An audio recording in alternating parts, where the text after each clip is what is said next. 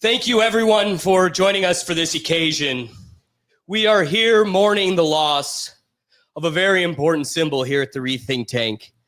Normally, on May 31st, right at midnight, I'm the first to stand in line and show my pride. However, with the Orange Man bad taking the Iron Throne, this is our first June in many moons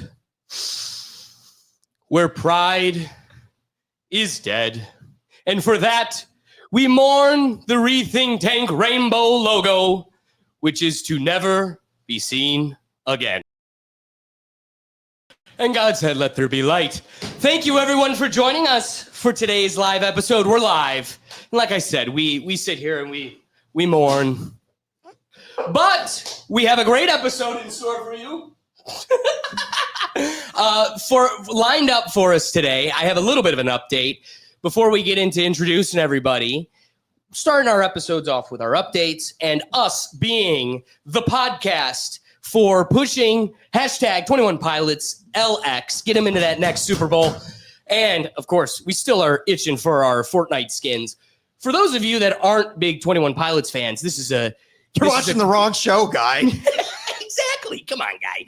This is a big moment in which the final chapter is upon us. What's really cool is we're experiencing a band that had the forethought of intertwining a lore and a story that only enhanced the show in which you're enjoying. Mm-hmm. And now we're approaching the final chapter. And for those that don't know, but more, this is to pander to those that do.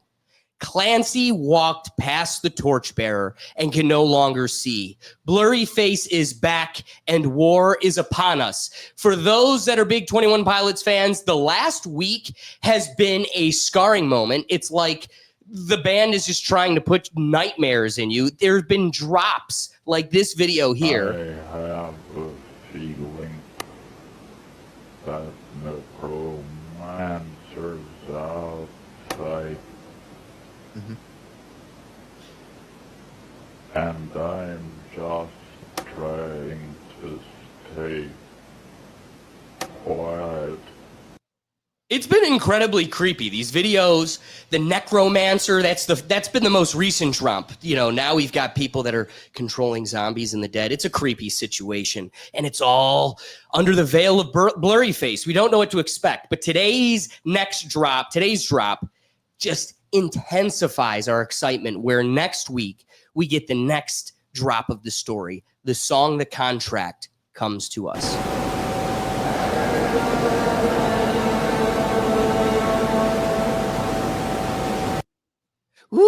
We're approaching an exciting time. So we just take this moment so we can further enforce hashtag 21 Pilots LX. Let's get these guys in the Super Bowl, and then follow it up with hashtag 21 Pilots Fortnite skins. That's just my personal. I want to be able to play as Clancy, or even now Blurry Face. Yeah, it'd be pretty sick. I want to thank the bus drivers. I want to get him to thank the bus driver.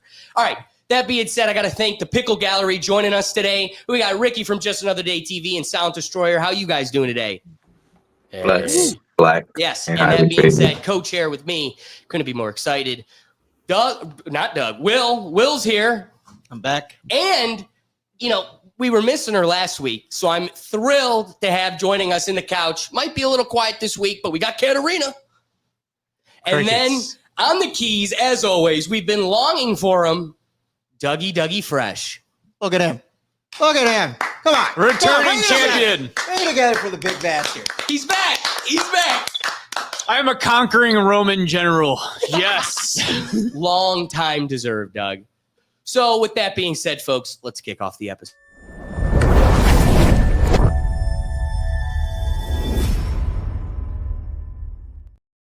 So today, let's talk about a little creature that somehow sent grown-ups into bidding wars, crashed toy store websites, and caused full-grown adults to camp out overnight like it's Black Friday in 2002. I'm talking about the Labubu craze, the latest adorable plastic apocalypse sweeping the world. Now, for those who don't know, Labubu is a character created by a Hong Kong-based designer brand called Pop Mart, part of their The Monsters line. Think wide-eyed, mischievous grin, Tim Burton meets Hello Kitty, but if it had a baby with a gremlin.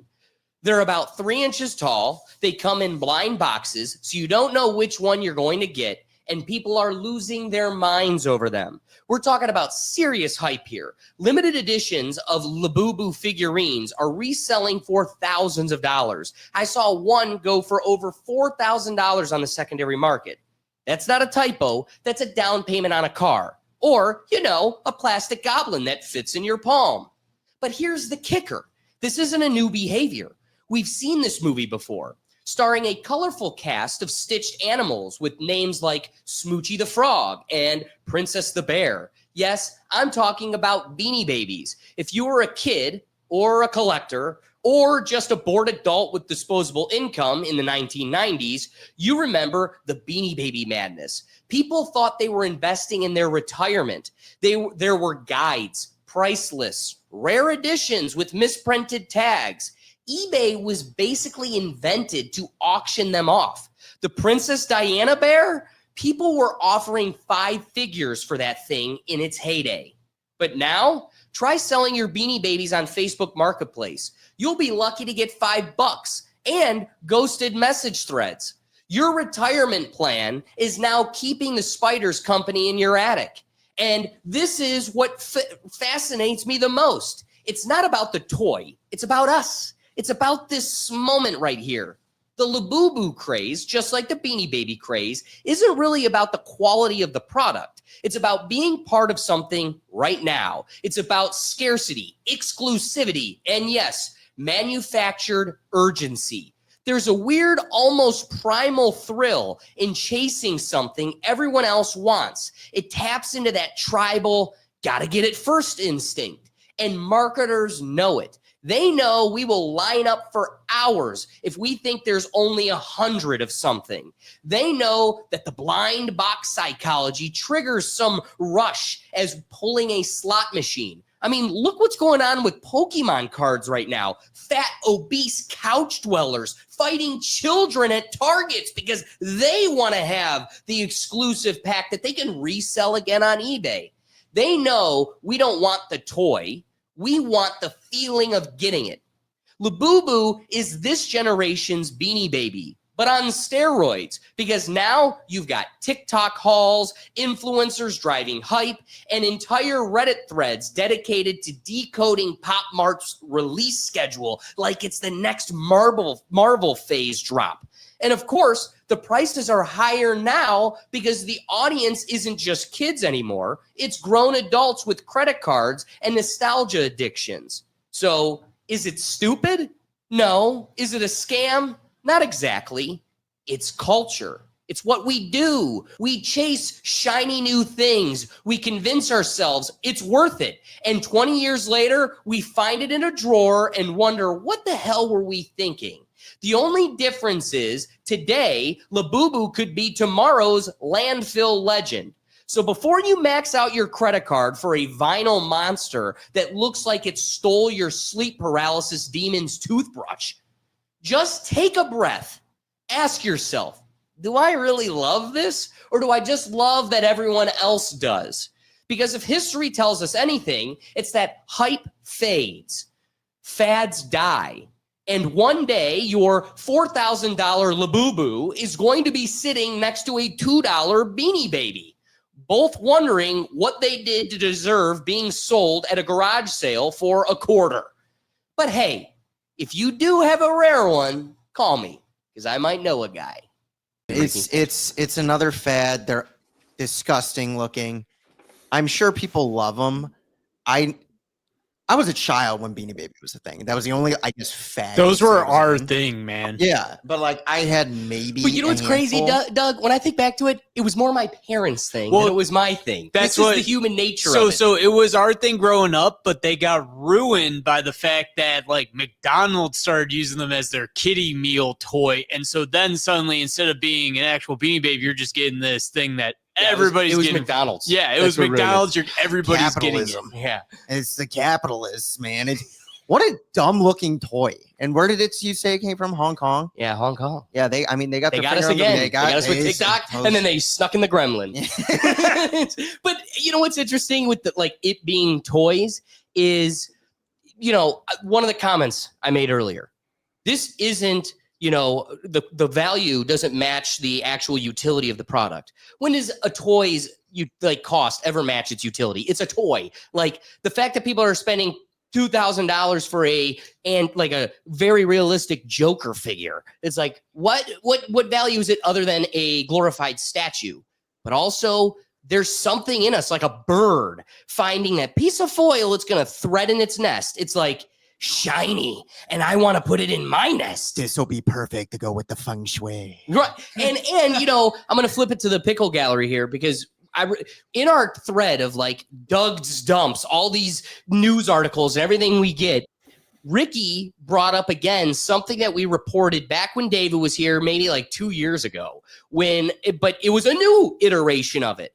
But some Italian artist is selling nothing.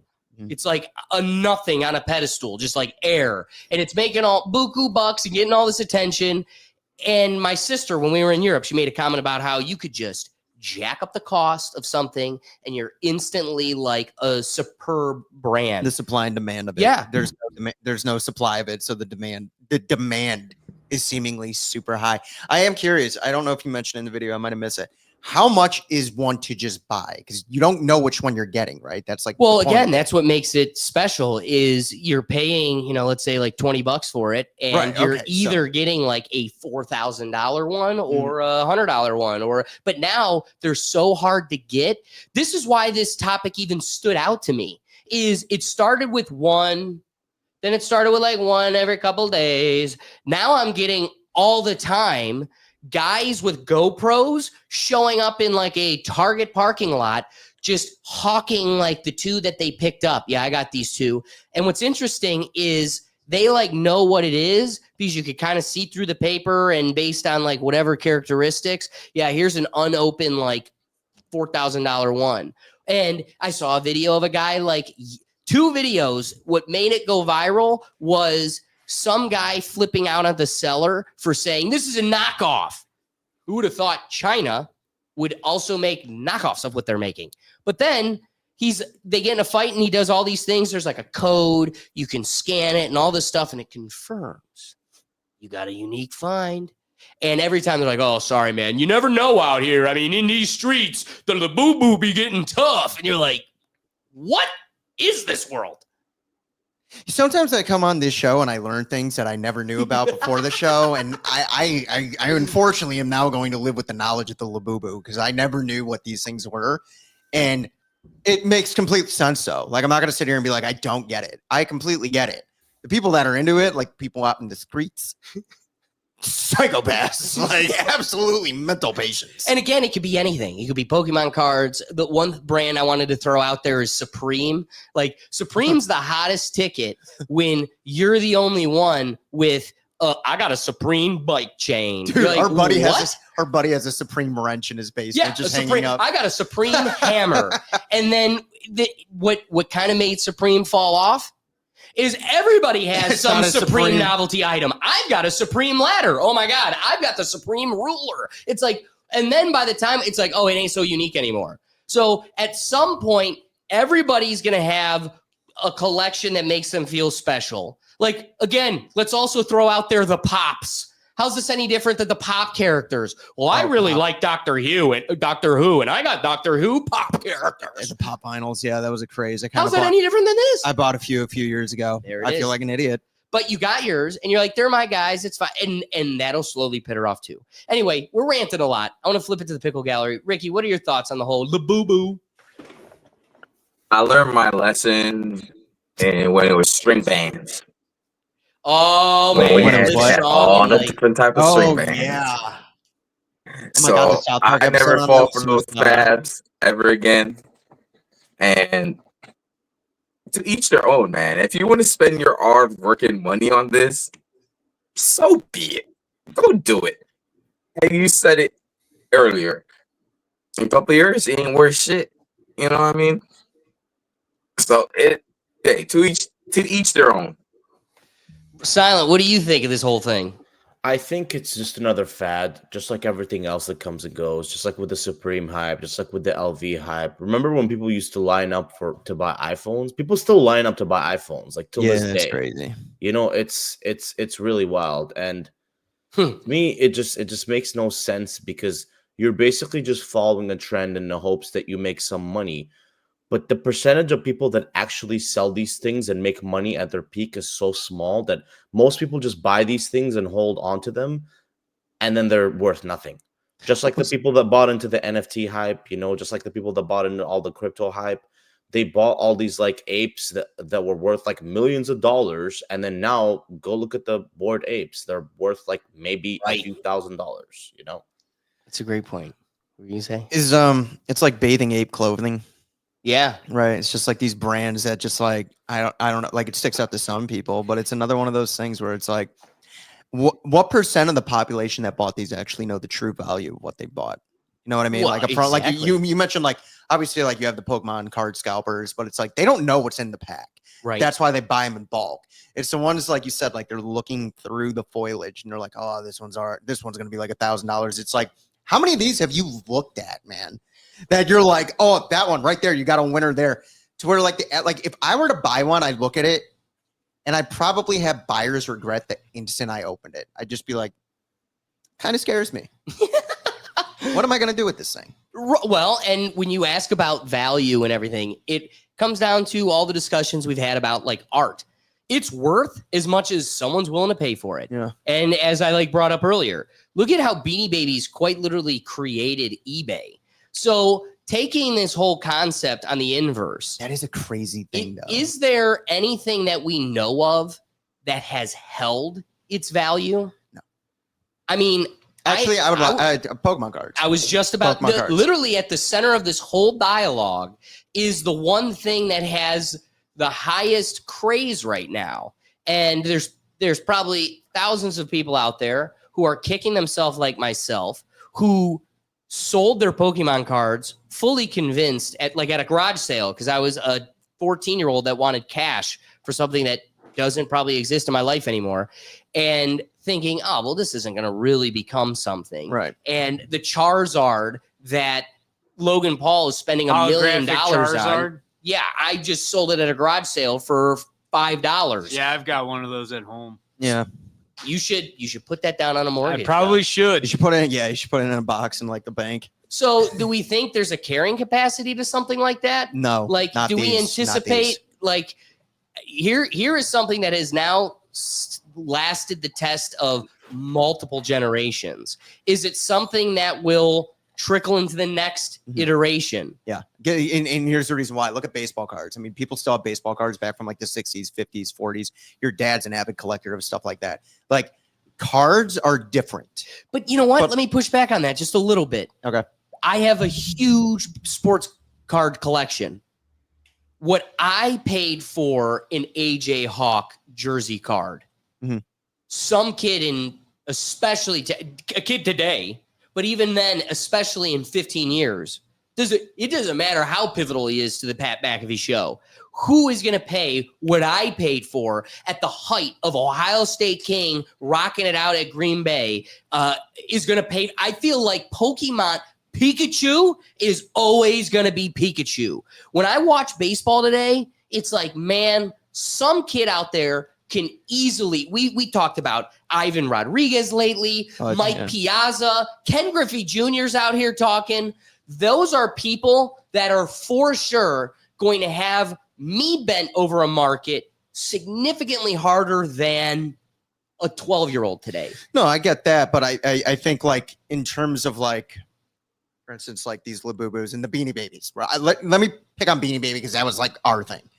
Like I was thinking like the Princess Diana one. That was like the most famous Beanie Baby in the world. It's like, I highly doubt that's worth that much today.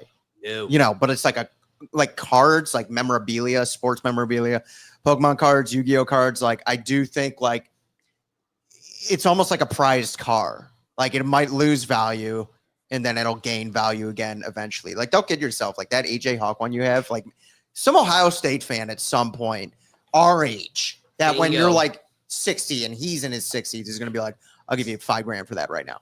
And you wouldn't think that, you know, Whereas like the Beanie Babies, it's like at the end of the day, it's a little bear made of cloth. Right. You know, like that doesn't, and like these Labubus, and like those are just the 2 examples we have, but like there's plenty others. Whereas I think like sports memorabilia, like your Pokemon cards, your Yu-Gi-Oh cards, like that's like, there's a reason it's been 20, 30 years now, and those things still have value. Like even the new cards and then the old cards, people can get them graded and stuff like that. How many of these Labubus are you going to send in to get like professionally graded to be like, oh, it's in peak mint condition? No, you could sell this for that much now. It's like, no, I think it's like the NFT thing where it's like in the moment, yeah, you could sell it for a lot, but it's like this window is much smaller than like the memorabilia like I mentioned. No, great point. And it's very nice having Silent back in the swing of things, because with him brings Brad Richardson. And so as one of the comments I had made earlier was how, you know, the craze is following a culture. It's less about the product of the time, and it's more about this is our present culture. Ricky, I want to ask you, because Brad Richardson brings up a great point. Like, what about Jordans? So there's a whole culture that it's I don't see this ever going to, as long Why as you want to come to me though? Because it ain't in my closet. But at the same time, if you want to start talking about collecting I Sperry's, have one pair of Jordans, and I bought it. And Nalette bought it for me last year. I had Jordans when I was a kid. My dad got it for me, but I never got up in a Jordan craze. Well, you know, I don't mean to flip it directly at you. It was more for fun. I know. Here's one point that I think you really got your finger on. I remember buying the first LeBron James shoes, and we're like, this is the guy. He's the next Michael Jordan. This guy bought LeBron James. There we go. Who would have thought? he didn't spit in my hair yet. So we're all excited. LeBron's got these new shoes, and LBJ ones, or whatever he is. Wow. LGBT. Dude, we already had the effigy, man. His first iteration for the iteration 1 and 2. Iteration 2, still, I think, in my parents' attic, waiting for that moment to be like the golden shoe. Iteration 1, they were smart, sold while high. Yeah. It was when he like left Miami and came back. Time to sell them. So LeBron's shoes aren't worth the shiz. There's no culture around it. If anything, maybe the first 1 or 2s really got people attention just because it's rare. But like, all right, Ricky, humble me. You don't like There's some LeBron. I saw the LeBron 7s. I think they are. Yeah, I'm still trying to get, and they're like, bro, they're like $2 something. Bro. I'm not about to pay $200 for no sneakers. No, like I remember. I know which ones you're talking about. The Miami ones, right? The like blue and purple ones. Yeah, those ones were hot. Those were huge. Even the all gray ones. Yeah. Before he left for Miami, those are like $300. The black MLK Oreo are like $500. Those are the ones I want. And there are Jordans for $12,000, $25,000. That's true. But still, it's like you have to think of how many players too. Like KD has shoes, Kyrie has shoes. It's like I'm sure, but it's like nothing's gonna eclipse Jordan. That's obviously what I mean, though. That's the only reason I bring up LeBron is to further emphasize. I think the carve a head out in Mount Rushmore. This is a fad that is permanent. It is a part of our life. No, whereas LBJ going, Kyrie, name them, they're all going to go. This is the shoe. I mean, dude, there are people that, talk about stream life. There are people that make a whole life of just having a stream going. So there's a whole audience of people watching them just barter shoes. Yep. That same thing goes for these Pokemon cards. We've talked about it a couple times now. The National Sports Convention goes to 3 locations in the world every other year. One of them, fortunately, Cleveland. Always Cleveland. Dude, I'm tickled pink to go to that thing. Knowing that, okay, how about this one? I bought a golf ball from 1920, still in the wrapper, an official Spalding, untouched, and it's like in its wrapper. As long as I don't touch that thing, there is gonna be someone to buy it. Yep. It's less the golf ball collection. That's all just me. Half of them are logos you could get printed, period. But this is like a piece of history. That can we say the same thing for beyond a Princess Diana Beanie Baby? The rest of the collection? No. So maybe in the world of Labubu, there's one or two that just stand true because they were the Princess Diana of Labubus. But I can't imagine a world where the collection itself just takes it all over. And the thing is, it's like it being such a quick fad. Again, like we could say like the LeBron shoes aren't as famous as Jordan shoes. He's still making shoes. Right. Like every year, these other athletes are making their new premier shoe that's getting put out. Some are going to be big hits. Some aren't going to be as big hits. But like the Labubu fad, it's like in 6 months, NFTs came and died so quickly. And that was supposed to be the next thing. That was supposed to completely get rid of the blockchain at one point. And they're like, oh, this is the next thing. Nope, not at all. Where it's like for instance, your golf ball. It's like, we still buy golf balls. Every other weekend, I'm buying more golf balls. You know, that physical part of it. And again, like the sports memorabilia thing to it. It's like, no, at some point, someone's going to look at that AJ Hawk jersey, signed jersey card you have and be like, that's worth money. But see, here's the thing. I think back to AJ Hawk's year. Mm-hmm. Dude, there will always be someone fighting me for my Jim Brown jersey card. Yeah. But I just do not see the test of time being as kind. AJ Hawk might be special. Ohio State's a cult. But I feel like there's multiple greats from that class that there will be the Tom Brady jersey card and the rest. Like, I just don't know how it transfers to the next generation. Pokemon, as long as there's a app game on our phone, when we plug into the Oculus, as long as I can go and catch them all. I mean, dude, how imprinted in our adult hearts is taking pictures of Pokemon on a Nintendo. Yep. That was like a competitive world where like we would plug in to this digital world and just drive through. That was a game. Kids will never understand. Now they're literally in the park. Mom brought down pizza. I was on the same couch for hours. They're out in the world.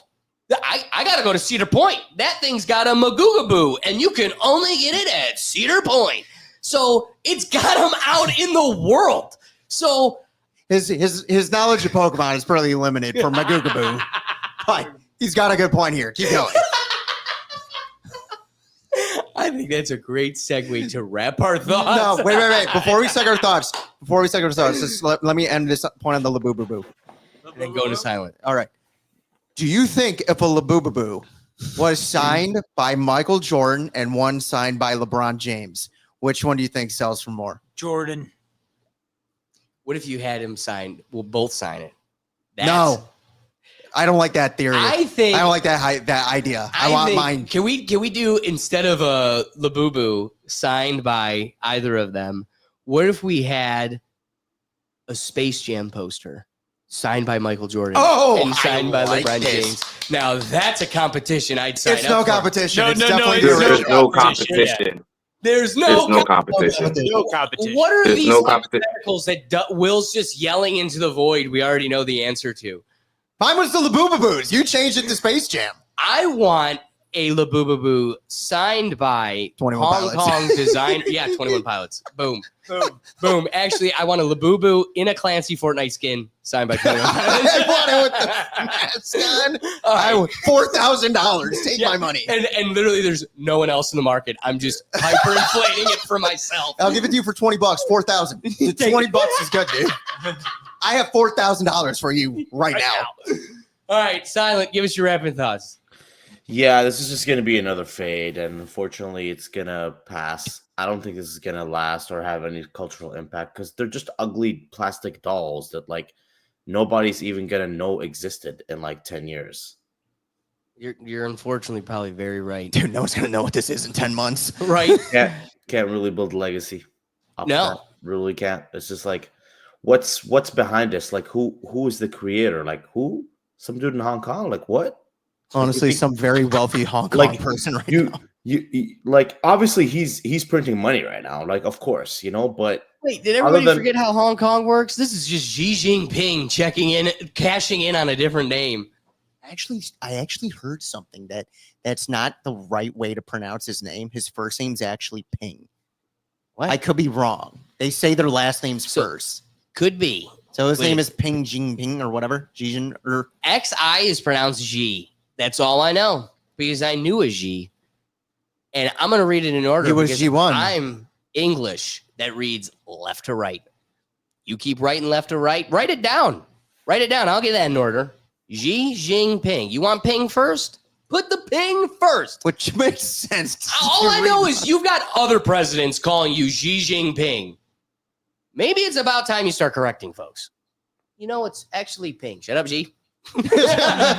It's G. Oh, there's I said that G. There's and that it's G again. He's making jokes. China. China. G. G. You think he has a Labubu?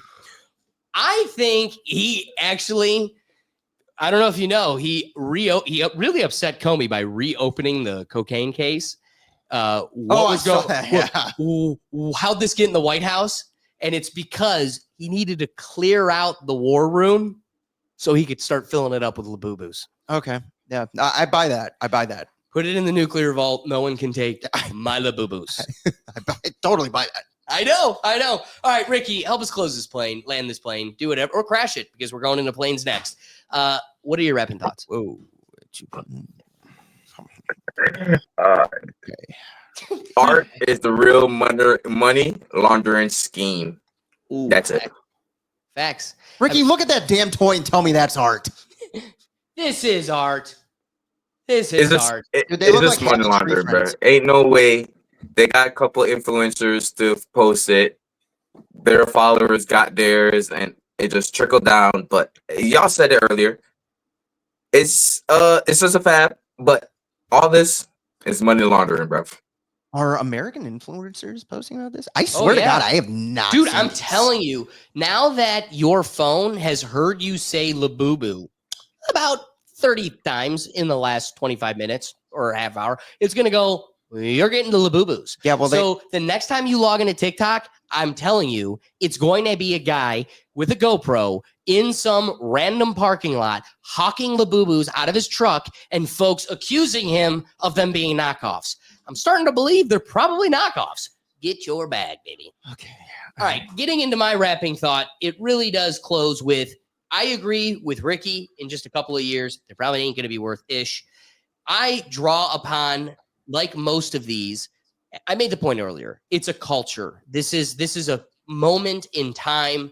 Either embrace it, be a part of it, find the little character that you like. Most of this is going to be kids, right? Kids at school got the thing that you want. You don't have it yet, so that's all you're going to cry about for Christmas. And then at some point, you're going to outgrow it. The rest of the generations will outgrow it. The basement dwellers that tried to capitalize on this, I'm trying to think of like stock. That's the word. This is just the stock. Invest it now, sell later. High, buy low, sell high. Buy Labubus. Yeah, exactly. So I think those people are going to lose out in the end. It's playing hot potato. We're just passing it and people are capitalizing it. And you just don't want to be the guy at the end when the song turns off holding the hot potato. You're out. So, I think when I make the point about it being a moment in time, a reflection of our culture, we've seen this before. It's toys that we've enjoyed, and I feel like it's going to go one of two ways. You're going to see it take the supreme route, where first it's a hammer on a shelf, and then long enough just becomes a hammer in the drawer that you're actually. Can you believe the red paint got scuffed because? It's just a hammer out of these Labubus. Look, These worthless toys. That's what's going to become of the Labubu. At some point, you're either going to continue to idolize it because it's the Tom Brady of Labubus and it's going to follow me forever, or you're going to give them your grandkids. It's going to gnaw the ear off. Like, you're going to be like, at some point, it's just toys. I do think, though, this is a special one where it's not going to be just like all the Labubus are a fad.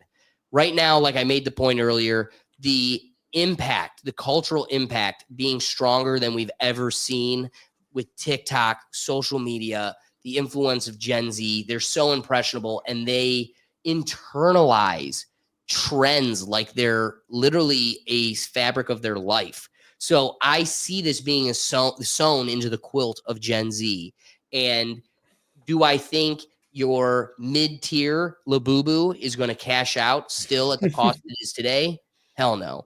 But I could see the one of 50 like top tier special Labubu somehow always holding on to its fame, or it's just going to be like a Furby, Kirby, whatever, and just die. The Xi Jinping boo-boo is gonna go for like $6 billion someday. So give us your rapid thoughts. That was it. That's That it. was it. I have my eyes out for the Clancy and the Xi Jinping boo-boo. Either way, I'm not buying either. Doug, what are your rapid thoughts?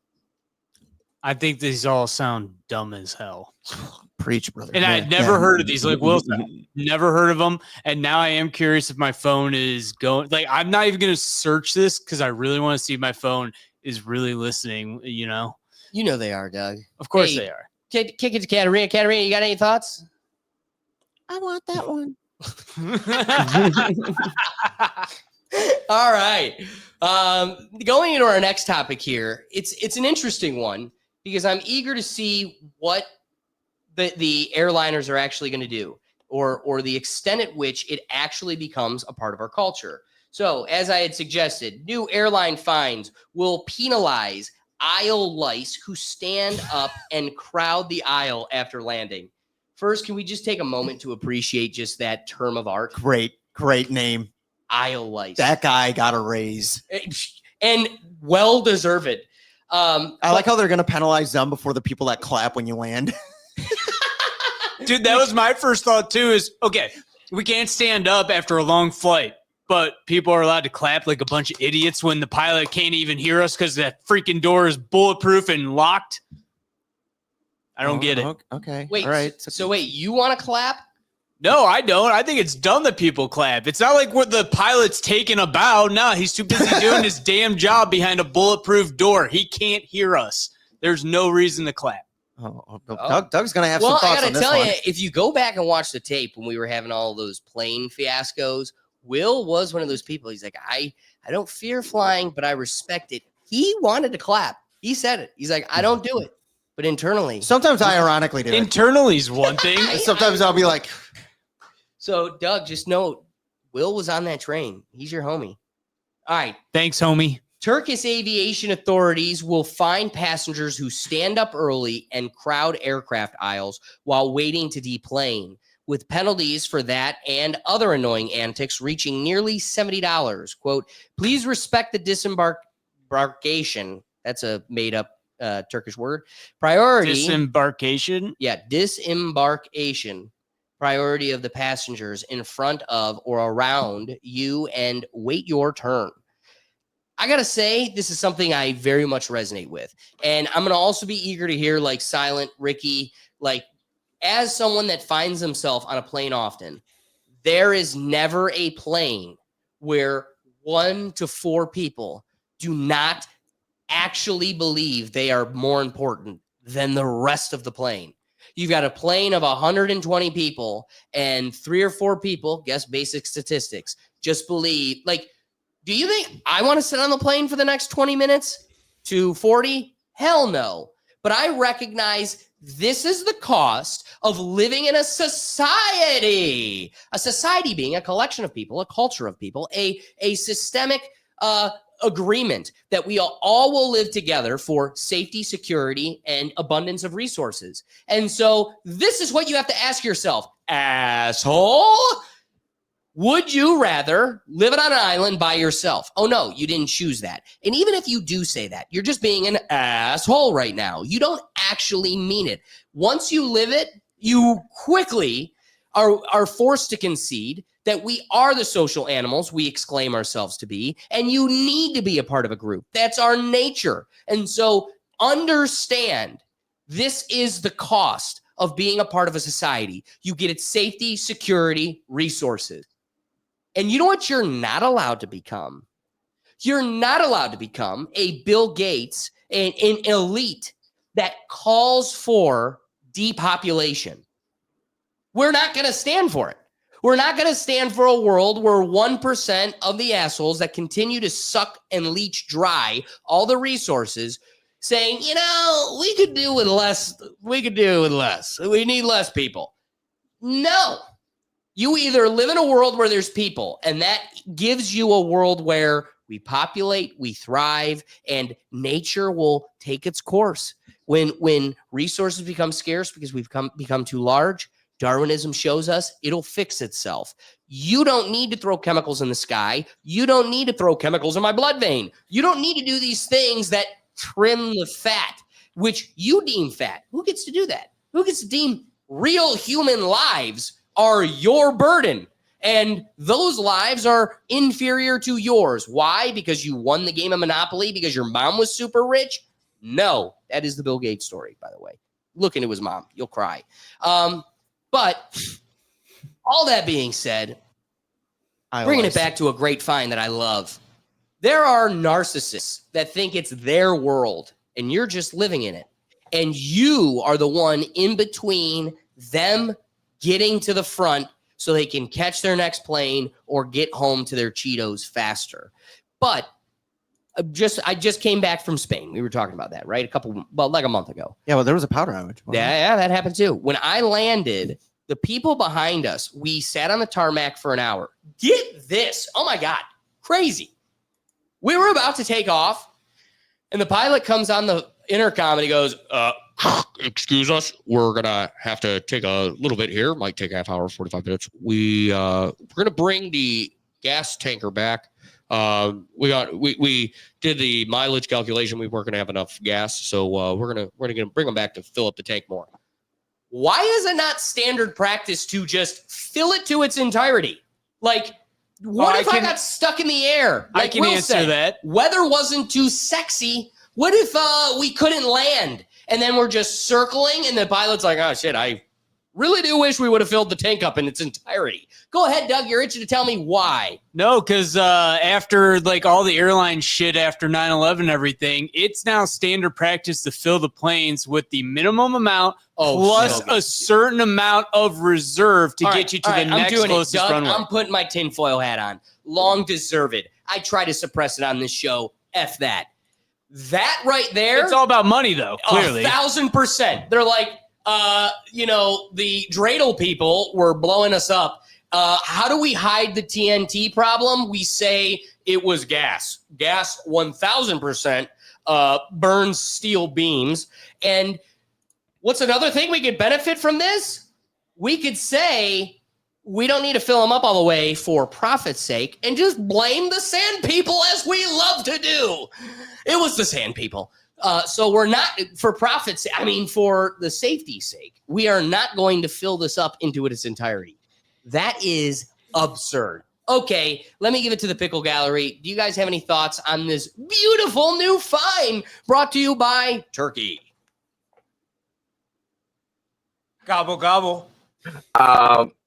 I love this. I hate people that just want to get up and rush from the back. And they have to grab their shit too and trying to go to the front. Yep. Bro, learn a little patience in your life. You're going to get off eventually. And if you just sit your ass down and wait your turn, it will go by way faster. Right. Instead of so much more in the aisle. You know what I mean? I really love this. Hot take. I don't know if this is a hot take, but we should bring back for our pilots. I don't care if they hear it or not. I'm happy I reached the ground. If 2025 haven't shown y'all nothing, y'all should be grateful and y'all should have like gratitude to the people that's transferring you here and here. I ain't saying you got clap for your Uber driver, but this man is traveling, 10 coffin, 35,000 feet in the sky. And it ran out of gas. Take And that, you- Doug. You should clap for the pilots. I'm just saying. I'll thank them when I walk out, but they're not going to hear us through the door. Doug just golf claps as he walks by the But pilot. to the topic at hand, Good job, dickhead. we should most definitely Just making find us the wait on the people runway. that don't know patience. No, you're right. You're right. And before I click it to silent, I want to just Ricky reminded me why I even brought up that story where we didn't fill up the gas all the way. So we were postponed like 40 minutes. Were you in air or no, like just waiting. They're like, we got to bring the gas back. We got to fill it up. And it ended up taking like 40 minutes. We're sitting there and the people behind us were like second to last row. They were the last row and they start fretting. They're like, we're not going to get out in time and we got to get a layover flight. And what's interesting is because of the delay. Oh, and it was like the international flights. You're on there longer. They forgot to like bring us our first round of drinks. Like it took too long or something. So this lady was going by giving everybody like a couple 100 miles. Like you're going to get 100 miles for your troubles. And she's going through, and this is when you saw the worst in people. Like most people are like, thank you. And then people are like, not enough. And you're just like, fuck you, dude. This was free. You didn't even know you had to get these. Did you know you didn't get your Sprite? No. Can I stop you right there? What do you mean by they get a couple 100 miles? So you like get the airline miles. Dog, I asked it's, Alex. It's free miles. So like you pay per mile for a ticket. All right. So you're getting like a discount on your next flight. Okay. So the people behind us, she scans them and she's like, oh, you've got this like important connection flight and you only had 30 minutes and we were like 40 minutes delayed. So like, of course, the pilots, what's interesting about flight is they can just like think about angles. They just go like a little bit higher and it cuts out so much time. Right. So they can actually make up time by just going a little bit higher. And she's like, the pilot's going to try to make up time, but there's a likelihood that, you know, you're not going to be able to make it. We do this thing, as I'm sure Silent or Ricky have seen plenty of times, where they'll come out in the announcement and they say, because of the delay, we want you to be kind and courteous for the people that like are stressing their connection flight. Right. Please try to stay buckled and remain seated when this thing comes to a stop. So those folks can get off. And what's so funny is the single rider narcissist that just needs to get the baggage claim. And that dickhead is straight up going to stand at baggage claim for 20 minutes. And statistically, I wish it was one. But the whole plane thing lands and they all go, fuck you. And they unclip and clog the aisle. Now, let me explain someone like my father, 6'4", large human. He tends to believe he's the social police of the world where it lacks it. So he'll choose to insert himself.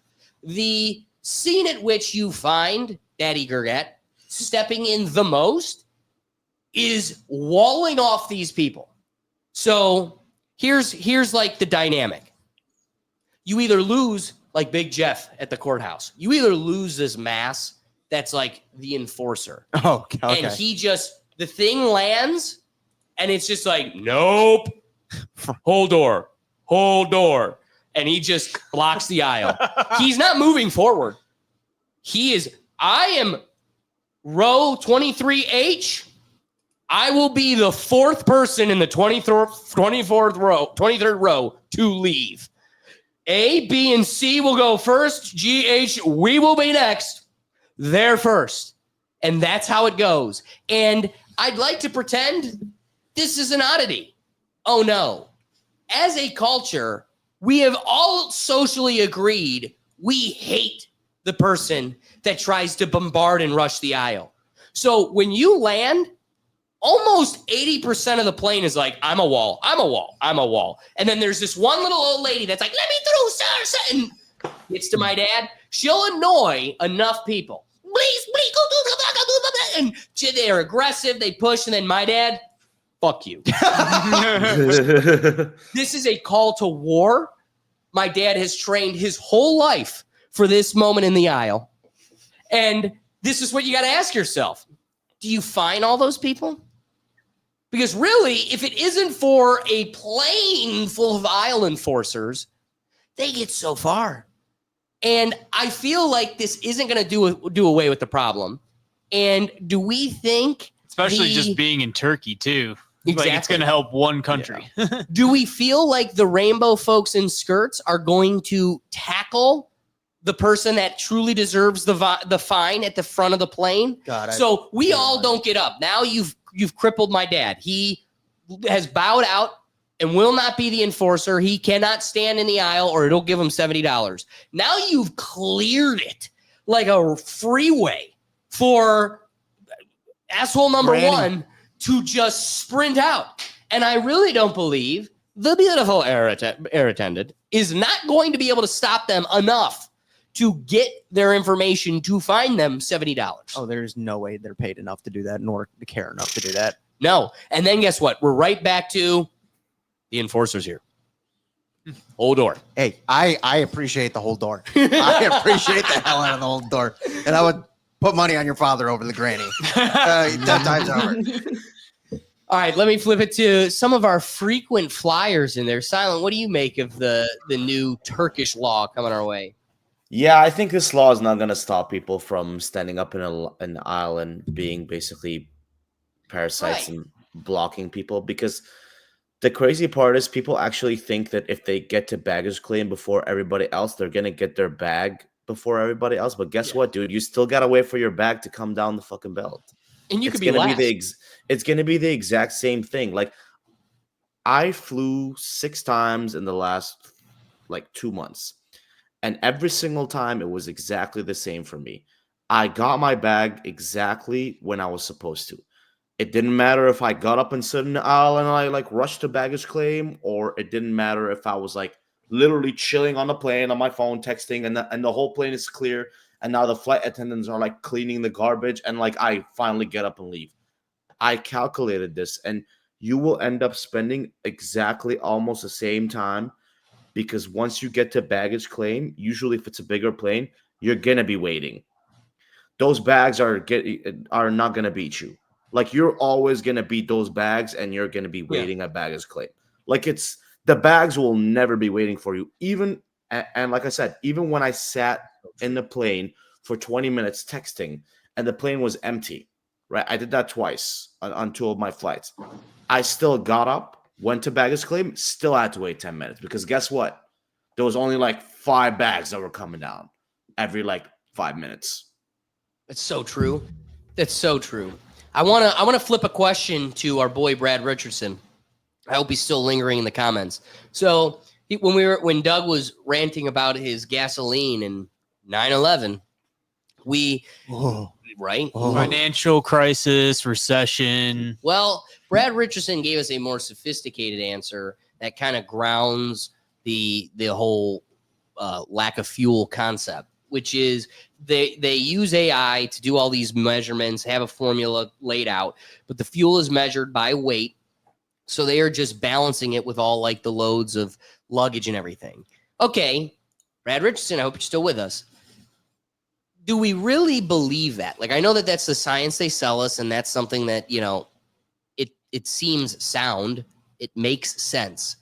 However, one of my favorite memes is they'll charge me $75 more for my bag being 1 pound over 50 pounds. And then this thing walks on the plane, and it's just a giant caboose. And she bought just the Marshmallow Man from Ghostbusters.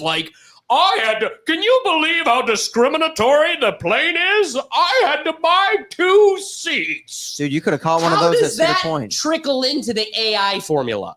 She Where bought does 2. that come in? I didn't step on a scale.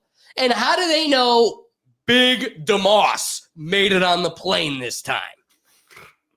I'm looking at you, Brad Richardson. I want to believe that the system is true and real and cares about us. I also believe it's all a bunch of corporate balogana. And I think it starts and ends with discriminated DeMosses on planes are not accounted for in the fuel calculation. Ergo, I don't buy it. They're not, because if you're a card holder to the airline, a lot of times, because I was a card holder to the airline, I had the airline's credit card. Sir, your bag is overweight, but because you're a credit card holder, we're gonna go ahead and waive those fees. I'm like, oh, thank you. I'm like, that's nice of you. I'm like, I don't want to fuck up the fuel ratios of the plane, but it doesn't matter. Yeah. I'm a card holder. Oh, yeah. Thank I goodness. have the credit card. Don't worry, sir. We're gonna take off the $50 fee, sir. Don't worry. It's gonna be waived. Well, I love, Pressed trying to get home from a ski trip, and I've got too many gloves, and Allison likes to pack light. And so we're in front of this bitch just all right, let me take my gloves and helmet and put it in your bag. And now the plane is safe. And then here's DeMoss with her carry-on. I'm checking nothing. I have no impact. Honey, your thigh is me. But they pay for the extra seat though, so they pay for 2 people. So yeah, All right, you know they what? put that calculation I in. may have taken my analysis too extreme. DeMoss thighs inevitably has to buy 2. But tell me you haven't seen Big Bubba who's pushing it on a budget and he's like, I can squeeze these cheeks in one seat. And he's just muffin topping into your lap. And you're just like, yeah, he's accounted for in the oil exchange here at Delta. Thank the Lord, I have not encountered that. Oh, you got to get on a plane more, dude, here in America. Get some cheeseburger guzzlers next to you. Then you'll be like, oh, man, this poor victim. It's just bleeding victimhood.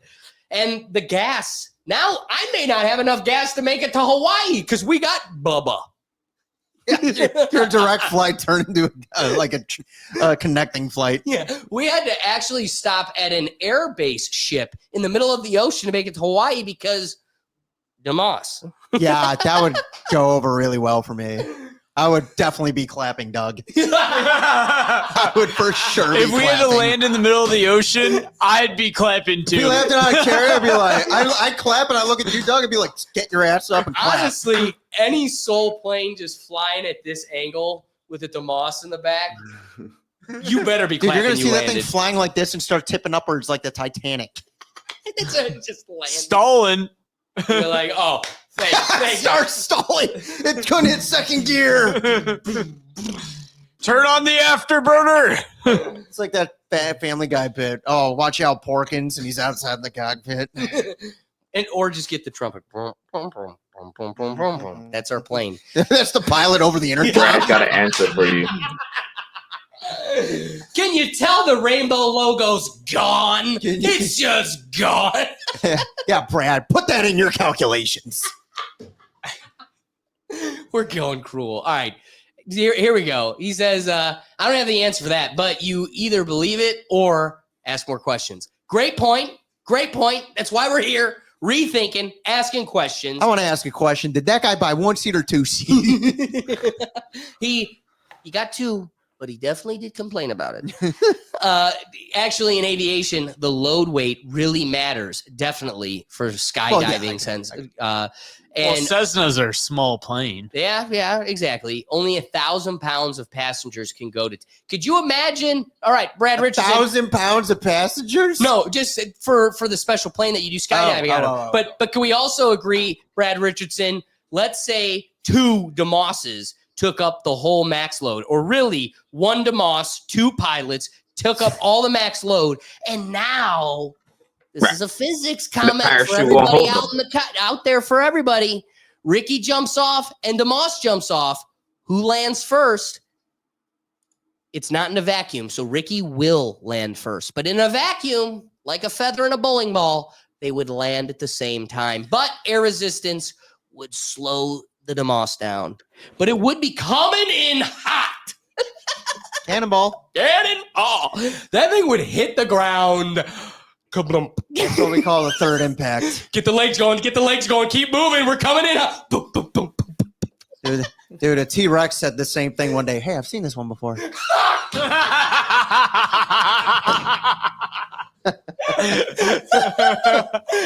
that thing coming in from a Cessna would be fast. Dude, she better. hard Dude, I hope that woman got a lot of money from Uber from that moment. from her rap career, because boy, she's gonna need a private jet. Sounds like. So I had to get a plane for the luggage and a plane for me. I have to go separate. Her and Dave Blunt's got to fly separately. Dave Blunt.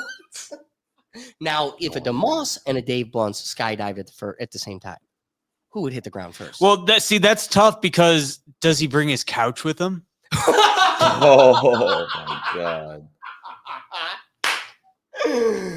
Guys, these people are victims. All right, well, boys, we got to land this. They plane. had to, they were strapped down Land and this every plane. cheeseburger was forced down their gullet.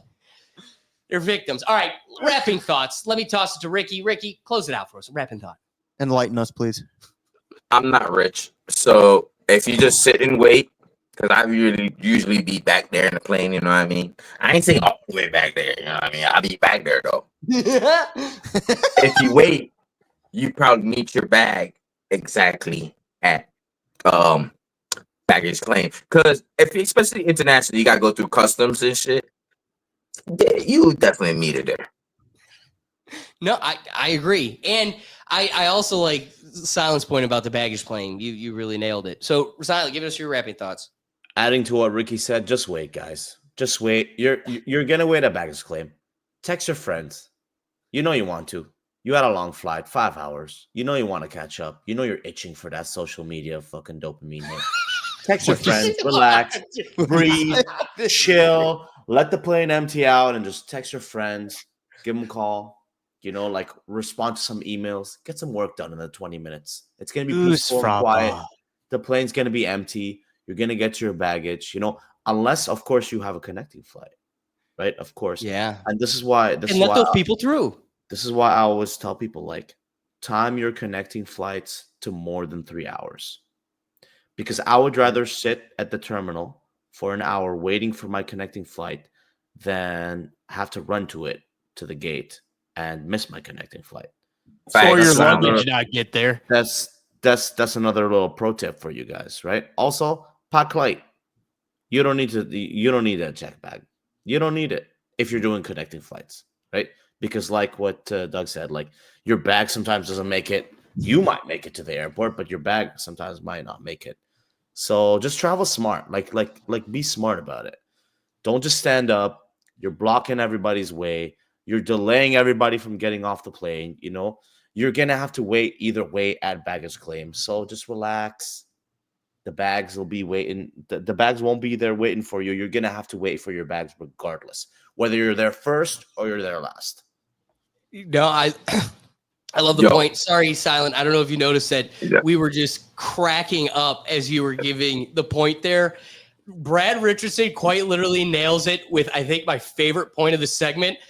He goes, "Hey, Will, was that one chick that we saw on the plane who said she saw something as she was pointing at? Was that DeMoss? Was she pointing at DeMoss at the back of the plane? That thing is not real. That thing is not real. That is true, man. It had to. But how can you not see her? He's right there. And yet, like, because everybody's beautiful in all sizes today, she's living in a world where everybody's got Jack Black, Shallow Hal syndrome. And they're like, what do you mean? Beautiful, skinny, beautiful in all shapes. And she's like, that thing needs 2 seats. That thing isn't real.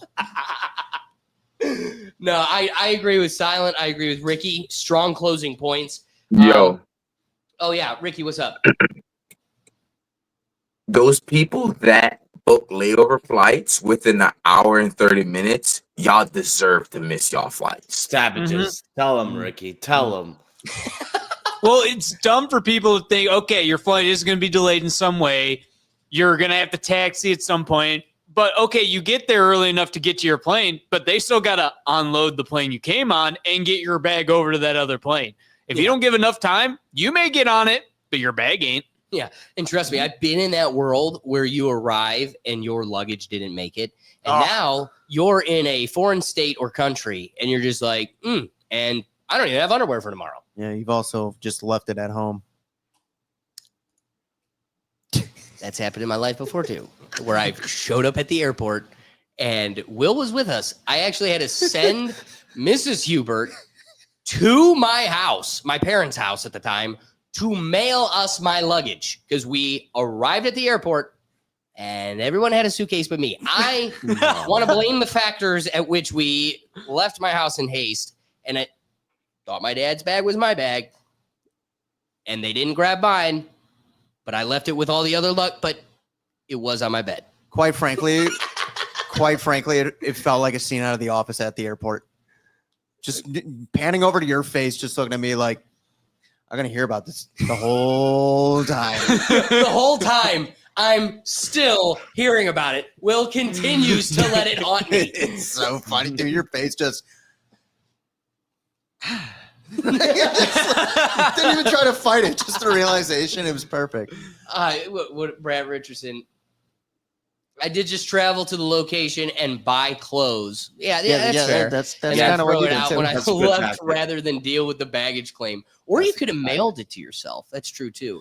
I mean, it is a good excuse for a shopping spree, but like everyone's saying here, you're not going to beat your baggage claim. Guess what? Even if it did beat you, isn't there something nice to, instead of watching every dinky bag go by, it's just sitting there waiting for you? That's a cool thing too. And little sprinkle on top, you left the airport a decent human being. You actually were a part of a society and were able to share a space with others in a pro-healthy space or way. So one, just know that like you're diabolical and the rest of the plane hates you. The sad part is I try to make that with like harsh language, not because I truly feel it, but more so than anything, I need you to know that's how the world feels. And on the flip side of it, this person, I say narcissist, psychopath, because they straight up don't care.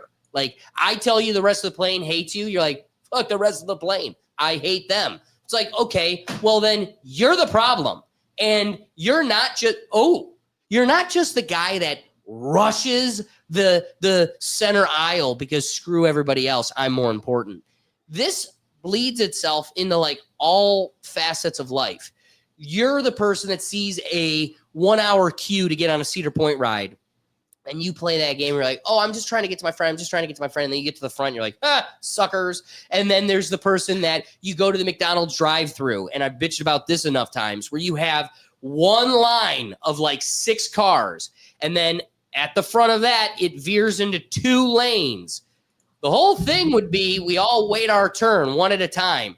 So that way, nobody gets in front of it. Everybody waits the same length. And then one asshole comes whipping all the way around and takes the outside lane because, the 6 other people were just waiting there for the hell of it. Waiting for you, baby cakes. This is your aisle. It's like, no, we're actually trying to keep the parking lot orderly so that way, we all can get to the people that aren't in the drive-thru can also use the parking lot in a healthy way, and we all get served in an even fashion. It's rare, so we got to get excited when Nick jumps in. Awesome. Foster, that wall looks outdated. Will, help me out here. I think he wants to throw you through the wall. What wall, man? For anybody that doesn't know, Nick threw Will through my wall at my parents' house, and it only enhanced the decor when we had to pave it with stone. I'll die on that hill. That basement looks phenomenal now. Yeah, with that it new does wall. look a lot really better. brighten up the basement. HGTV Completely style. In the moment, it was a bit awkward. Kids being kids. What can we say? So I've kind of made it clear. I support this fine, but also we made the point that I don't think the fine's going to do much. It's going to keep all the people, the hold doors sitting and at bay, and the assholes are still going to be assholes. I really do think it opens up the door to where people can't enforce this. Like, how are you truly going to adequately enforce it? Ergo, it's going to default back to the wild, wild west of aisle policing socially. So I think, one, we make it clear we don't like these people. I support the fine, but it's not going to have much of an effect. But this has opened the door to dialogue. So hopefully we can start to further embed it into the culture to where, in Japan, people don't litter. They just don't. Why? Because the whole rest of the world around you is going to social citizens are going to police it, jump in, accost you, and you could even go to jail for it. So they're going to turn you into the police. Once it becomes such a forefront of our social culture, they can't do it. It's just not going to succeed, jump in the line. So hopefully maybe we don't get success through the fine, but it starts a social trend that we therefore see the result that we're looking for. Rapid thoughts, Will. I think you should be patient. I think you should take your time. I think it's totally acceptable to give a little golf clap when the plane lands. And if someone tries to jump into the aisle, if you don't want to box him out like Mr. Gurgett, give him the old people's elbow. You know what I'm saying? Just kind of throw one out to the side. People's elbow. Yeah. I love that. And that's about it. Doug, wrapping thoughts. I definitely agree. It's annoying when the people stand-ups and like are blocking or grabbing their bag or trying to push their way through. But I'm one of those people that's like, after sitting for a while, I definitely want to stand up, but I'm not going to the overhead. I'm not grabbing my stuff, and I'm not standing in the aisle. I'm just trying to stand up and stretch my legs after sitting. So as long as they don't go after innocent people like me for that, all right. No, I think you nailed it. All right, let's get into our last topic here. What a fitting topic for the death of our rainbow logo. It seems to be a massive change in many sectors. Today's itching title is World Boxing Apologizes for Naming Imane Khelif the Olympic champion in sex test policy. So if you don't recall, in the most recent Olympics, there was an Angela Serna, Italian boxer. Yeah, you're right. That was fighting this Imane Khelif. And within the first 40 seconds, she bowed out of the contest. You know, it caused if she forfeited, mainly because she took one pop from a man and was like, I'm not playing this charade so you can make a dude feel good. I'm not getting my face blown out. And it caused quite a stir because, one, her country supported her. However, you know, that caused a backlash in other countries and cultures that were like, this isn't right. We need to stand against this. Well, there was a whole controversy during it, too, whether she was or wasn't. Right. Either. Well, like, here, let's get to it. Let's get to it. Nice little lead up from Khelif. Just quit. And, you know, not to cut you off, just bringing back the woman on the plane. That person is not real.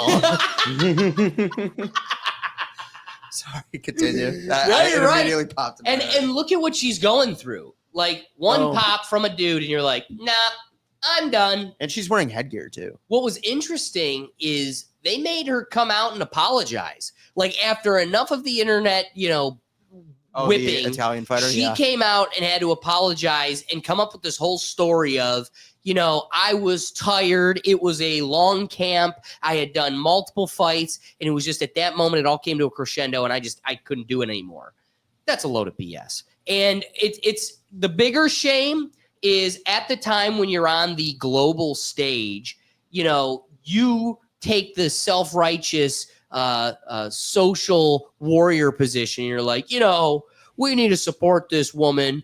Boxing stands behind Imane Khelif.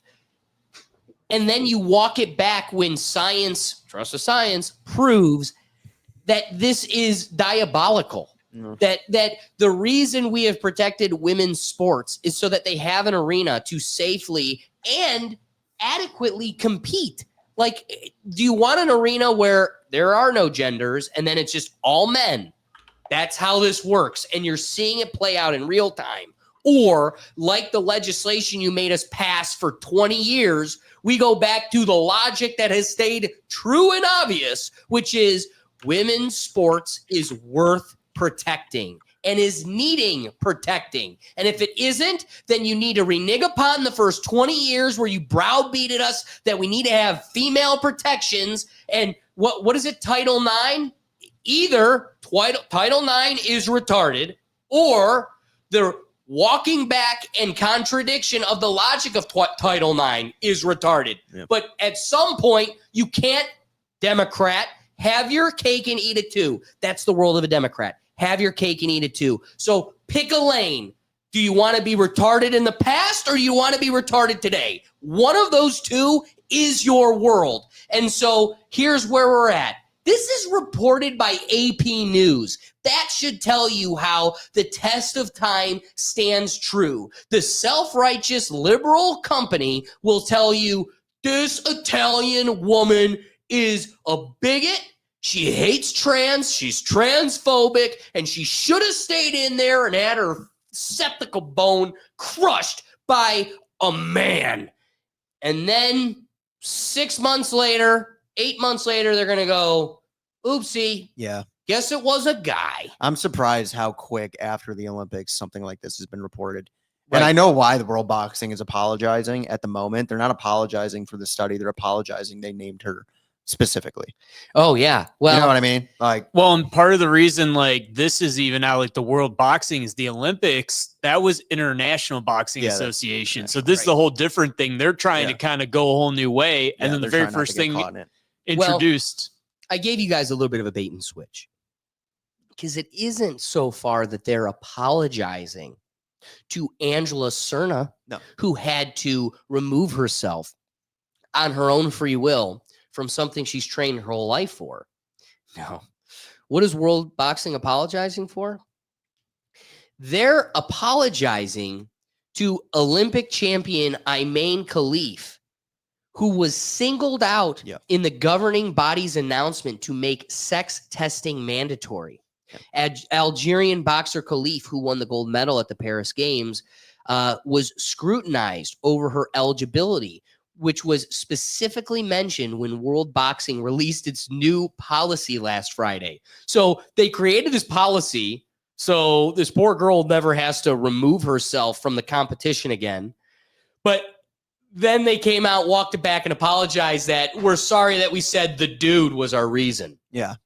What? And that's like the weird thing about this entire article. And just the wording. The wording is completely strange on it, you know? And it's like, again, it's an issue. Like, this isn't just a singular issue. It's been a lot of issues lately where, like, that side of the political arena is, it just seems like very hypocritical. And then, like, it's a complete walk back. And it's like, if you at any point were, like Brad Richardson said, if you're just asking questions, you're viewed as like a villain. And it's like, no, it's just a question here. You know, if they went out there and proved we were wrong, we would have sat back and been like, we're wrong.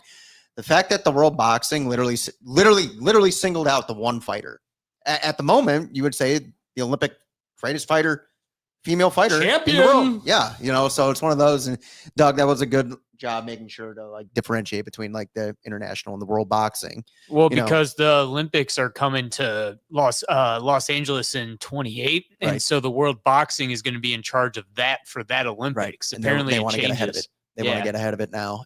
But the fact, like, again, because I remember I felt terrible for the Italian fighter because it's like, I don't know if you know this, but during the match, like when she conceded, like on there in Italian, she said it's not fair.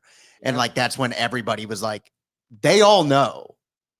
They're just not openly pointing and being like, what is this? Right. You know, so it's kind of one of those, and it just reminds me of like the whole like, oh, he's not demented, you know, he's not sick or anything. And it's like, you're lying to us. It's just complete gaslighting. And then once it all comes to light, and it's like, we're not taking a victory lap on this. We're all just sitting back like, yeah, we know. Yeah. Thank you for now. Reality's back again. Yeah. Like, but the gaslighting is the thing I'm not forgiving. It's like, no, like, and by the way, I understand we had the whole effigy, you know, whatever. That entire Olympics was, by the way, the June Pride Month. Right. The whole pageantry behind it. Dude, they literally recreated the first supper with trannies. Right. They completely started off the entire Olympics like this. And again, this is a tangent. Like, I'm getting slightly away from the main topic, but it's like that entire, like, it turned me off from that Olympics, like, right away. I tuned in for like certain sports that like I'm interested in.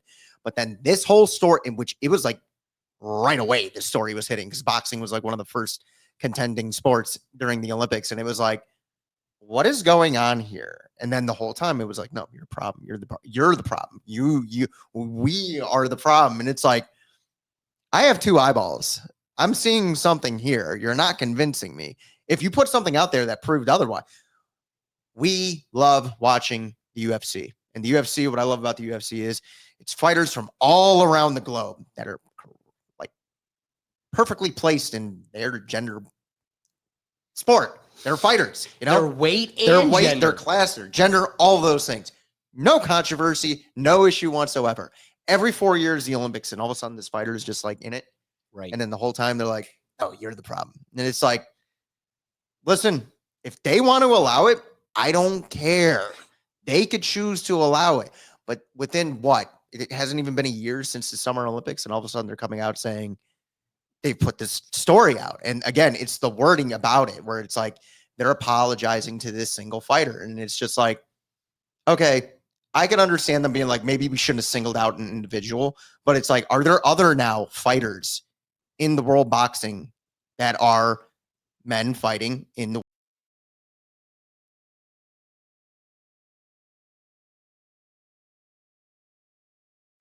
What happened? I think they're disconnected. Oh, there we go.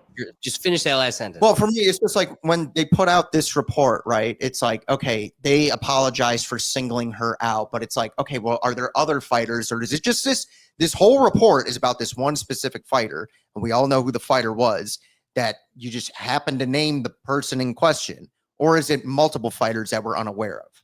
Well, and that's it. I think the press release was, we're doing it because of the Imane Khelif controversy, right? And here's something that you raise that I find very interesting. You cite the dialogue with Brad Richardson. The fact that just asking questions is called an aggression, micro or macro. Like I'm literally just trying to learn. If you're saying your truth, if you keep telling me sky is orange, sky is orange, sky is orange, I'm like, shit, my whole life the sky has been blue. My colorblind? And you're like, it's orange, it's orange, it's orange. If I just start asking, like, well, what is orange to you then? Like, you're not allowed, like, what is orange? You're not allowed. He asked what a woman is. Anybody who says they're a woman. You can't use orange to define orange. Right. What school have you gone to? So it's an interesting conversation that surrounds the people that all browbeat us saying, trust the science, trust the science, trust the science. Let's not gloss over what the story is here. Boxing was willing to make the concession that we need to trust the science, that there is actually a science to gender. You can measure hormone. We refuse to touch the DNA. Chromosome tells you black or white, black or white, black or white, black or white. And we love frolicking through the gray. That's the rainbow life. We got to keep us living in the gray. And so we can't look at the chromosomes. That's going to tell us too clearly what's a boy and what's a girl. So we got to get in this twisted science world where we're measuring how much testosterone versus estrogen you got, and that makes you, well, you might have balls, but you are a hermaphrodite if you got this much. It's like, why? You could literally I give my blood anytime I sneeze. They're like, you might got a thing. Let's take your blood. You can't prick my finger to find out. It says boy. It says girl, because that's a science. It's too bold. It shakes the narrative. So we shy away from it. We like living in the gray. So we have to concoct this whole manufactured science of where there's mostly men, mostly women, and we got to sort out this gray area. But yet that calls it offensive. Like literally they're going, all right, you say there's this, we just want to make a test to this. Well, now that's offensive. We don't want it. Like, what do you want us to do? Trust the science or not? You and I have browbeat this and belabored it quite a bit. I want to bring in the Pickle Gallery here. Silent, what are your thoughts on this whole, keep men out of women's sports. Let the women compete. It's very simple. The fact that this is even like a debate, honestly, is kind of crazy to me. Like, do we actually want to pit the genders against each other? Like, this is not even fair at this point, And if tests like this have to become necessary, then make them mandatory, make them necessary. Like, it's very simple. It's really not that complicated. Men should not be beating up on women, especially in sports, period. They just should not be. Like, it's not even close. You could literally watch videos of like high school kids do better than like women athletes, right? Like random high school kids. And if you still are trying to debate like, muscle mass or agility or athleticism, then the men are always just going to win. Sorry, ladies. That's just science. That's just how it is. No, I love it. Ricky, give me your thoughts on this whole thing. I don't know if I'm gonna go off, but like, I'm not trying to blame the women, but I'm blaming the women for allowing How dare you? How dare you? in their place. Because as a man, right? So women want women's rights. It wasn't a women in Congress that passed it. They pushed their husbands to pass this. So they were Brad Richardson has been they nailing had it. marches and shit, but like for real, like come on now, let's get to reality shit. They didn't really pass it. It was men in control still. If women didn't allow men to feel comfortable in their places in wigs and this stuff, Hey, it wouldn't have gotten this far. So I want to play the blame game, but you kind of allowed it, and now you're reaping the repercussions.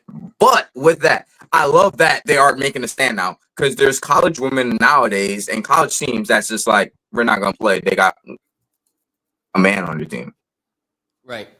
and I like it. I like that we're making the turn for the better, and we're getting out of the delusion phase. Maybe it was COVID. We had all COVID minds. Yeah. That made it got far. I think you might be right on to something there. I have to read Brad Richardson's comment here because he's just been cracking me up this episode.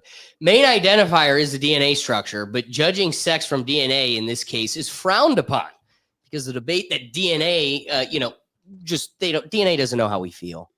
No. That's a difficult world to live in. Now, if we're gonna have a whole room full of dudes talking about women's sports and dudes wearing wigs in women's sports, we have to go to the only in-studio female that we've got on staff. Katarina, what do you think of this whole dialogue? Great, I agree. Mm-hmm. Always so profound. I didn't think of it that way. I didn't either. That's why we got to give them spaces. Give them their spaces to give us to flourish. The truth. Yes, let that flower bloom.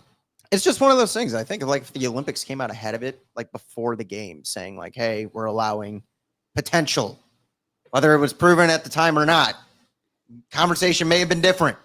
Instead, everybody's just watching going like, are we seeing the same thing here? Like, are we seeing the same thing here? Or are we going crazy? Right. And then when we asked if we were going crazy, they didn't say we were going crazy or not. They just called us hateful words. Yeah. And I was just like, okay, maybe we're wrong. We could be wrong. And then now the World Boxing Federation is like, well, we'll figure out if you were wrong or not. Sorry. We're like, okay. What? I can't read that. I'm blind. Catalina finally had a point. Snap, man. Come on, Brad Richardson. I think we need to start landing this plane hard like a DeMoss. I like a DeMoss on a plane. or better yet, like a plane full of DeMosses. Oh my God. Dude, I'm picturing Samuel Jackson. Just like, we got to get these motherfucking DeMosses off this motherfucking plane. Throwing that white girl Brad as a cameo. Richardson did not calculate this in the gas. What were you going to say? Just as a cameo, just that white girl from the plane. Shallow hell wants a gal. All right. I feel as though we had a very strong dialogue. Again, I agree, Brad Richardson. A lot coming from Grogu in the corner, and I think the Pickle Gallery delivered quite strongly on this topic. I agree with Ricky. You're seeing the tide turn, and I couldn't be more excited. It speaks to literally a month where, I glossed over it for a little fun charade to kick off the episode, but it is true. Pride Month is dead. Like, I went to Fifth Third on June 2nd. That's a Monday. I go to make a deposit to pay my mortgage. Show up at Fifth Third. It's June 2nd. Guess what's dominated the whole month of June now? June 2nd. First business day of the month. Now, I am in Garfield Heights, but the whole bank is covered in Juneteenth apparel. And I'm here for it. One, I'm getting a day off of work. I'm cheering for this every year. We might be playing golf. We did lose Good Friday. I'll lose Good Friday 10 times over for a beautiful Thursday in June. But there is a Olympics of victimhood. And if this moment could tell us anything, it's that you ain't winning against the true king of victimhood. And they deserve it. You are not oppressed. So when I walk into the bank and everybody feels better, everybody feels good. And they're like, yeah. And I walk out, happy Juneteenth. And I'm like, yeah, you too, man. I'm going to enjoy it with you. And it's just, it's more bonding. And what's crazy, at their Juneteenth parades or barbecues, no naked old men around kids. Crazy how that happened. Crazy how people got sick of you getting a permit so you could prance naked through the public streets in front of children and call that pride. Ricky's itching to jump in. Ricky, what do you got for me? No, I had nothing. I was just saying power to the people, bro. Juneteenth, power to the people. That's all. That's what I mean. I'm with you. And guess what? You ain't winning against that group. So now, not only did none of the corporations change their logo to rainbows, right? But now the dialogue has changed. Yeah. Yeah, see, Katarina knows. She's green.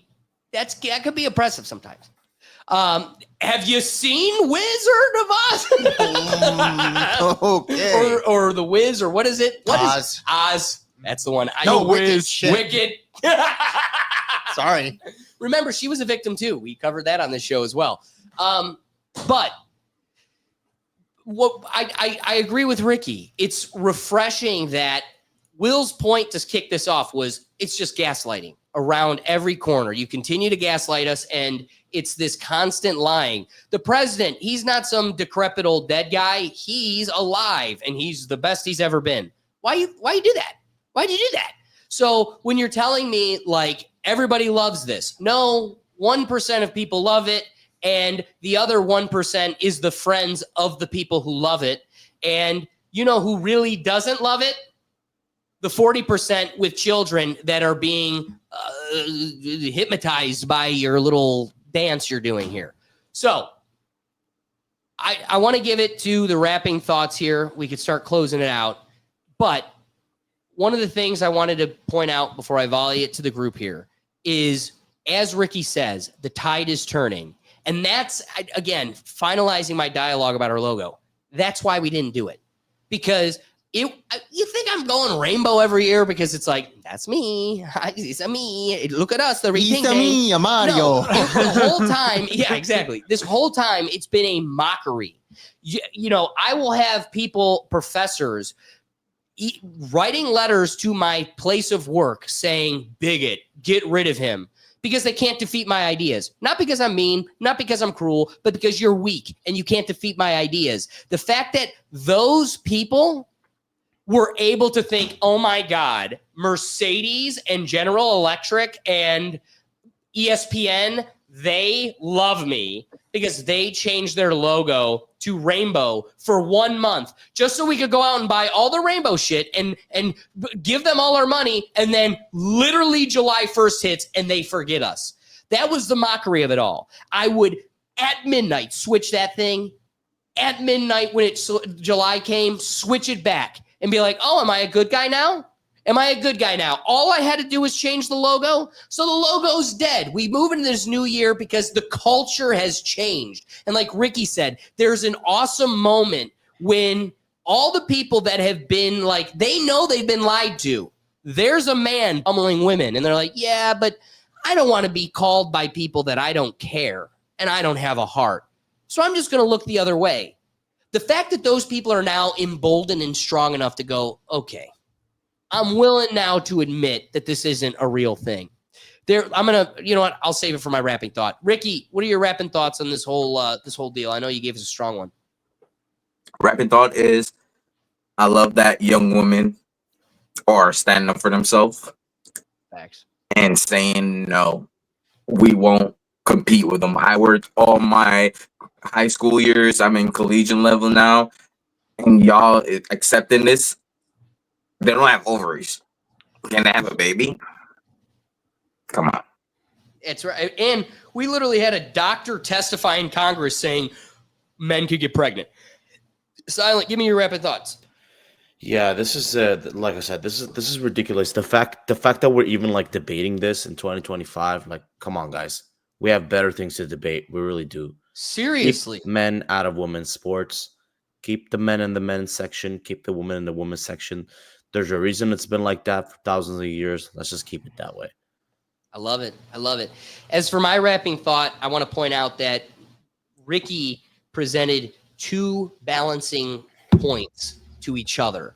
First, he started off with a hot point that really hot take that really kind of took people at back, but he walked it and it was reliable. He goes, I blame women. Because the women let dudes wear wigs and skirts and they pretended it wasn't a dude.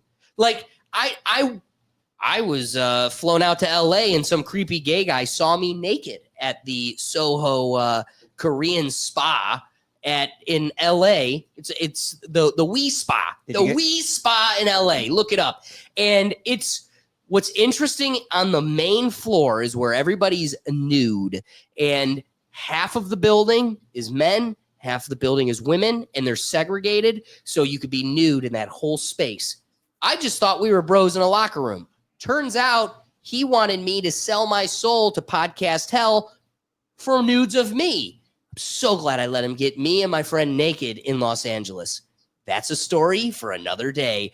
But that Wee Spot holds a very special spot in my heart because not only was I abused at this place, however, there is a national court case about the Wee Spot. The Wee Spa, the Korean Wee Spa in LA, where a mother sued the spa for letting a man dangle all his bits in the female side because we're all doing this whole charade. This young child's got to see the whole cabbage and noodles because we got to make this mentally ill patient feel good. Somebody with body dysmorphia, we need to put on a charade so they don't have to feel as though they might definitely do have the tism.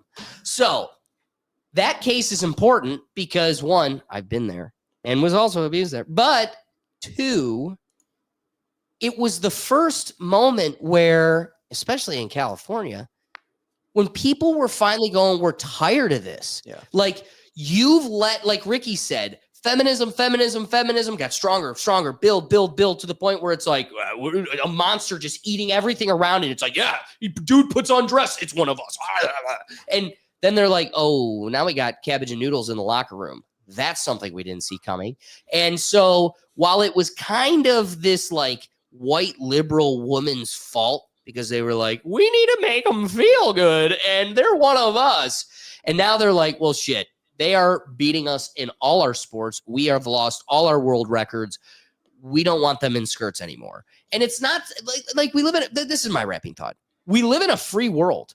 Like I've said this a quadrillion times. There are humans that have spent their hard-earned money and all their time and went through the pain of turning themselves into a lizard. They've split their tongue, literally cut it in half, piercings everywhere, put metal pieces under their skin so they have spikes and all these weird things, tatted head to toe. And that's the freedom of America to turn yourself into any freak you want. But it's when it starts affecting children. And that's where the whole dialogue comes into this body dysmorphia thing. I want to depart from that and stick to women, stick to sports. This is an important topic because we as a collective, at least you, the liberal folk, as a collective, beat us down for decades saying women's sports is a space that needs protecting. You're not allowed to create that out of one side of your mouth and then allow it to be dismantled by men who just, what's a woman? Well, I just said I'm a woman today. Okay, come on in and just destroy everything we've built.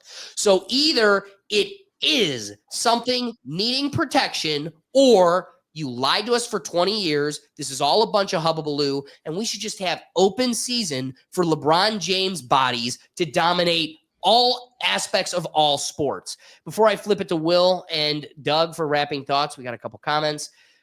Great show, guys. I appreciate it. Brad Richardson, you were a pivotal piece to it. We had a lot of fun. Gladiator has been standing out to me, so I wanted to address it. I still don't understand how kids, especially under 10, can say they think they are a different gender.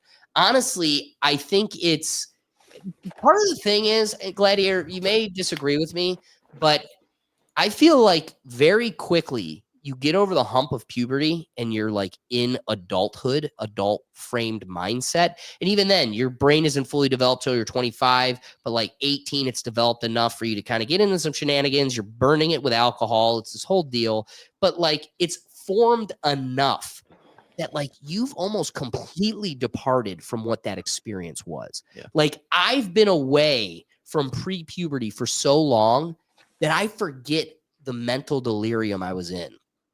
And I wouldn't say at that time I was confused about my bits. I'm like, what is this thing? And do I still need it? No, I was comfortable in that, but I was definitely confused about a whole bunch of other shit. Yeah. So it's like, it isn't to say what we get confused about is, and again, do I have it ready? I do. I have this ready all the time because I at the onslaught of like, through the first couple of years of the pandemic, I would find myself on panels debating trans people all the time.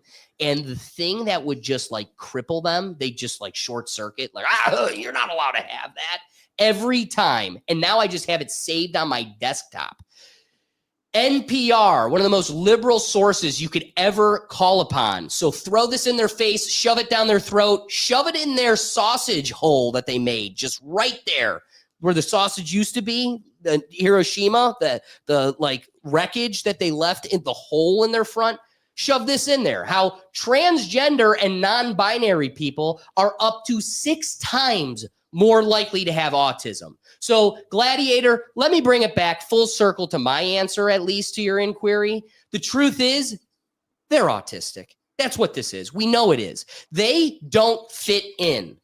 And in that world, they're so confused why they're socially ostracized. They can't fit in at the lunch table. Everybody makes fun of them. They're super weird. And then here comes the tranny teacher or the teacher with a room full of rainbows and flags, or some tutor that has their own belief in gender, and that TISM kid that just can't get it working and fit in the cafeteria.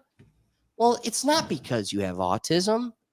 It's because you're a boy trapped in a girl's body. And what we need to do is those little bumps developing, those mosquito bites on your chest, we need to hack them off. We need to hack them off, and we need to start pumping you full of testosterone. Your chin needs to be hairier than the 15-year-old who's a boy actually going through puberty. Pump you full of chemicals. So that's our problem, is you've got a confused autistic kid that doesn't fit in, that's trying to figure out why I don't fit in. And 15 years ago, we were able to make those members functioning members of society because we were honestly admitting to them, sorry, kid, you got Asperger's, or you do have autism. You're in this you're not fully, you're whatever that, it's a spectrum. And we're able to give them classes, training, tutors to make somebody with an actual issue. And it's not like they're lesser than, they're different. But we also need to make them assimilate into this world. And this approach where we've just ignored trying to assimilate norms and standards so they could just run rampant and just destroy an EB Games because someone said, sir, it's ma'am. It is ma'am. That's somebody who's ill. They're ill. And playing into that charade and placating to a mental illness is only going to harm them and the ripple effect through society. The thing that I've always laid my hat on as a thing that balances the story of the transgender body dysmorphia is the same dysmorphia you find in anorexic people. Those people look in a mirror and see an obese, sick human, and truthfully, they don't have an ounce of fat, they're skin and bones. If we allowed to play, oh yeah, listen, Tubby, you're fat as shit. Keep starving yourself. How is that good for them? It isn't. So society decided in this realm of body dysmorphia, we are going to intervene for the sake of them and the sake of society because, man, look at what it's done to girls. I haven't heard that enough, right? Back to the whole women narrative. I haven't heard enough what body image harm it does to women. So we know that as a society, we need to nip this mental illness in the butt. We can't let the narrative of skinny, you're still fat, be a part of our society. So how can we sit here and pretend? And again, adults should be able to do what they want, but we need to draw a line. You don't get to find yourself in the classroom. You don't get to dictate bathrooms. And hats off to the congresspersons that are saying men go into men's bathrooms and women go into women's bathrooms. Thank you, World Boxing, for making a concession I know was very difficult for you to make, but was a necessary piece for the necessity of preserving women's sports. What are your rapping thoughts? I don't really have much to add after all that. Just, it's just one of those things. It's like I keep highlighting, and it's topics we've had for the past few weeks here, like just like the ridiculous gaslighting that's kind of been going on. People aren't blind. And don't talk to us like we're blind, Right. And again, like, you're a free adult. You can do what you want. I don't care. Whatever makes you feel comfortable, whatever makes you feel happy. But I do believe that we do need to protect women's sports above all things else, when it comes to it as competitors, because, for like that Italian fighter, it's like she spent a lot of time fighting for 40 seconds into a match to just say it's not fair, 1,000% agree. Doug, what are your rapping thoughts? Well, I have to agree with Will that after everything you said, it's kind of hard to follow that. But I just have to wrap it up with, if you're a biological woman, you should play women's. If you're a biological man, you should play man. However they're going to define that, I'm not in charge of these organizations. But I think we all seem to agree that there is that, and they just have to decide on where that line is. Cheers. I agree. Thanks to everybody that joined us in the comments. Shout out to Brad Richardson and Gladiator, the rest of the folks. We even had Foster. But I want to give an opportunity for the Pickle Gallery looking at Silent Destroyer. Silent, tell them where they can find you. Kick.com/Silent Destroyer, live every single day. Make sure to tap in. We'll go to LA very soon as well, too, in a couple of weeks. Hey, when are we going to get you in Cleveland to join us for a pod in here? Very soon. Hopefully when I'm back from LA. Okay. I love it. I love it. Ricky, tell the folks where they can find you. Just Another Day TV, baby. Just Another Day TV everywhere, anywhere, other than your mom's underwear. And Jad TV, JAD TV on Kick, because, Silent helping your boy out a lot. So we out there on Kick when I can be on Kick. Yeah. We outside. Love it. Love it. All right, gang, we appreciate you joining us. We go live every Tuesday at 7 p.m., so be sure to join us. The whole purpose of the live show is to get you involved. So, again, I want to commend all the folks that join us in the comments to be a part of the show. That's what makes this whole thing fun and worth it. Like I said, we go live here, but we also do a Sunday show on our Rethink Actions channel every day, every Sunday at 11. It's something, most of the time it's live, but we got a show. Wake up, have a cup of coffee with us, get a little break from the social politics, all the chaos, and just have some laughs. We go through some fun internet videos and have a good time there. Otherwise, guys, we got a whole series of the podcast itself. The Rethink Tank podcast has new episodes coming out here soon. We also have other shows on our channel, so you can find them in one central place, and that's at www.rethinktankpodcast.com. Now, before I close out the episode, can you click the Will real quick? All right. I was trying to think quickly. I was trying to think what's red, white, and blue that I could grab. And the closest thing is Will. He's got Chief Wahuhan. That's a solid red, white, and blue. I don't know if anybody's caught it, but the theme of this year's Pride Month is the pride flag is the American flag. So in an episode where we kill our rainbow logo, we didn't kill it, actually. It killed itself. We just put on a little ceremony for it. We were sad, wallowing. In the light of that, we should actually take pride in something that actually is worth being prideful of. That being the American flag, that being Chief Wahoo being the closest thing to that. So as we close out the episode, click to Will. Doug, Will, I ask you to join with me as we say the Pledge of Allegiance. I pledge America. allegiance to the Chief me, Wahoo of the United States of America and to the republic for which it stands, one nation, under pride, indivisible, with liberty and justice for all. Under pride. We'll catch you on the next one.